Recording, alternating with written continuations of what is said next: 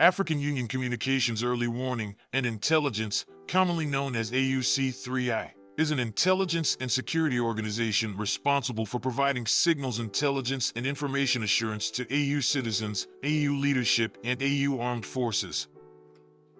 I'm Colonel A.C. Oguntoye, an infantry officer. I am responsible for leading infantry soldiers at all levels of command and combined armed forces during missions on the ground. This is today's briefing. On the progress of the special military operation on the 25th of October, 2024.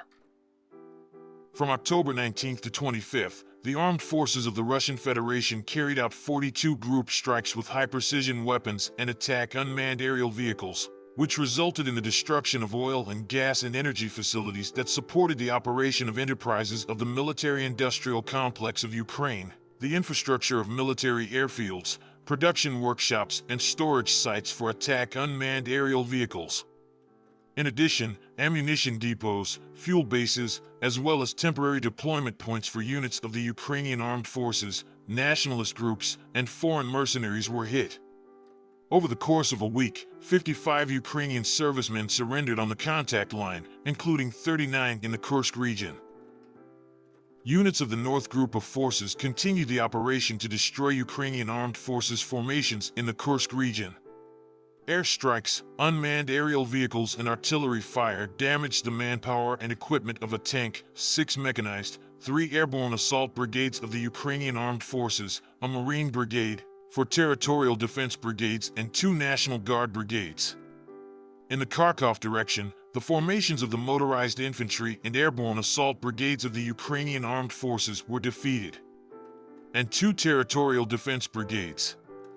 Over the course of a week, in the area of responsibility of the North Group of Forces, the enemy's losses amounted to over 2,720 servicemen, 10 tanks, and 74 combat armored vehicles, including 4 Bradley infantry fighting vehicles and 2 U.S.-made M113 armored personnel carriers, 47 field artillery guns, 42 vehicles, 11 electronic and counter-battery warfare stations, and 4 field ammunition depots were destroyed.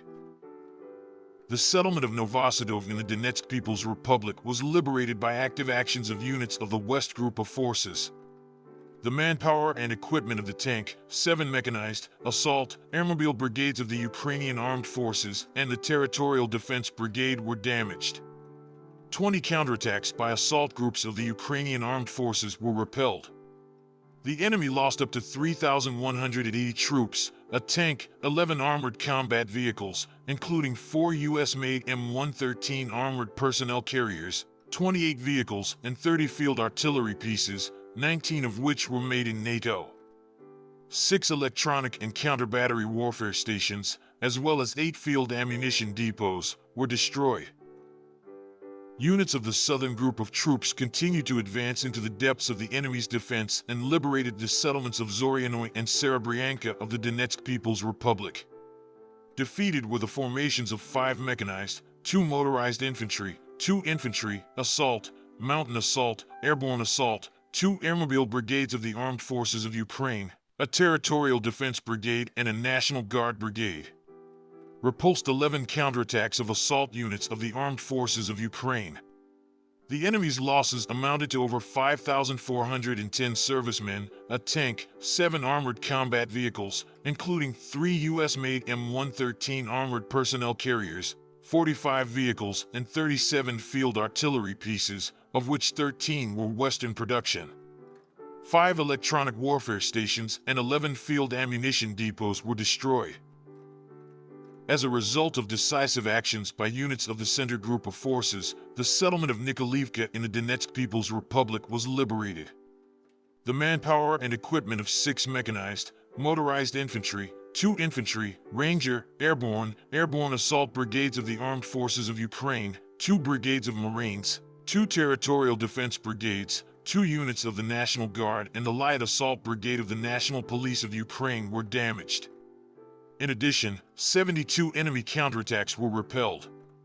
Over the week, the losses of Ukrainian armed formations in this direction amounted to 3,130 servicemen, 28 combat armored vehicles, including a VAB armored personnel carrier made in France, as well as 4 Bradley infantry fighting vehicles, 7 M113 and M1117 armored personnel carriers, and 2 HMMWV combat armored vehicles made in the United States.